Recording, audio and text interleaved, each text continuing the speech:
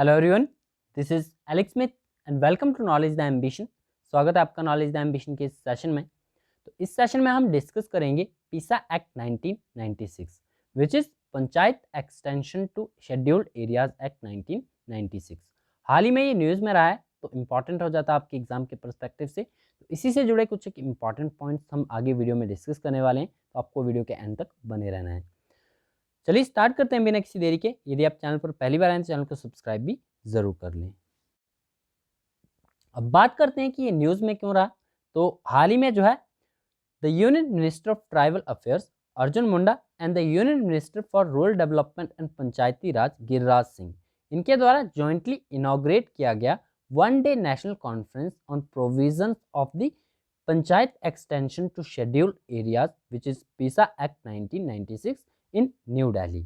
तो इसीलिए ये न्यूज़ में रहा है क्योंकि वन डे नेशनल कॉन्फ्रेंस जो है पीसा एक्ट के प्रोविजन पर जो है वो इनॉग्रेट किया गया न्यू दिल्ली में। तो इससे जुड़े इंपॉर्टेंट पॉइंट्स हम देखेंगे शुरुआत से कि किस प्रकार से जो है पीसा एक्ट ऑफ 1996 एग्जिस्टेंस में आया। अबाउट पीसा एक्ट 1996, अब ये किस प्रकार से एग्जिस्टेंस में आया। तो लोकल सेल्फ गवर्नेंस का यहाँ पर आइडिया था to promote the local governance in rural India. Rural India में जो है लोकल सेल्फ गवर्नेंस को प्रमोट करने के लिए 73rd कॉन्स्टिट्यूशनल अमेंडमेंट आया 1992 में। Through this amendment a 3-tier Panchayati Raj institution was made into a law. अब 73rd constitutional amendment act of 1992 में पंचायती राज इंस्टीट्यूशंस का प्रोविजंस हैं and then however its application to the scheduled and tribal areas under article 243M was restricted।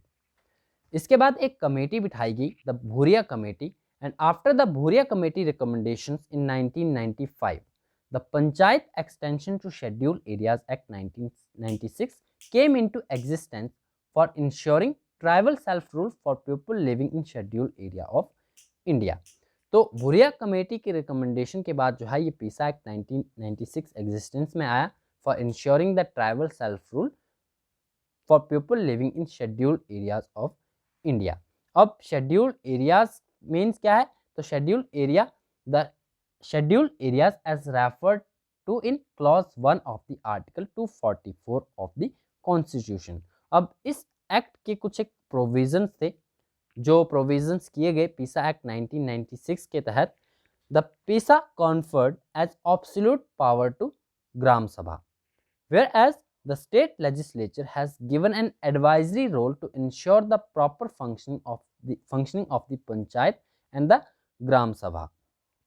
अब जो आपका PESA act था 1996 का panchayat extension to scheduled area, absolute powers जो थी वो ग्राम सभा को दी गई, जिसमें कि स्टेट लेजिस्लेचर को एक एडवाइजरी रोल दिया गया to ensure the proper functioning of the panchayat and gram sabhas in this scheduled areas and the power delegated to the gram sabha can not be curtailed by a higher level and there shall be a independence throughout. अब जो other जो provisions थे इसके तहत जो आपके panchayat extension to scheduled areas जो थे इसके अंदर जो प्रोविजंस दिए गए इन शेड्यूल्ड एरियाज को वो इस प्रकार से थे। A state legislation on panchayat in the scheduled area should take care of customs, religious practices and traditional management practice of the community resources. Other, every village shall contain a Gram Sabha whose members are included in the electoral list for the panchayats at the village level. The recommendation of the Gram Sabha is mandatory for granting mining licenses in the scheduled areas, and then planning and management of the minor water bodies are entrusted to the panchayats. And then PISA was considered to be the backbone of the tribal legislation in India. PISA recognizes the traditional system of the decision-making process and stands for the people's self-governance. Following powers and functions have been provided to the Gram Sabha under the PISA Act 1996. अब ये functions और powers क्या क्या थी। Number 1, right to mandatory consultation in the land acquisition, resettlement and rehabilitation of displaced person. Number 2, protection of traditional belief, the culture of the tribal communities. Number 3, ownership of the minor forest products, resolution of the local disputes, prevention of land alienation, management of the village market, right to control production, exercise of control over money lending and any other rights involving the scheduled tribes। तो ये सभी जो थे powers and functions provide किए गए ग्राम सभा को under the PESA act of 1996।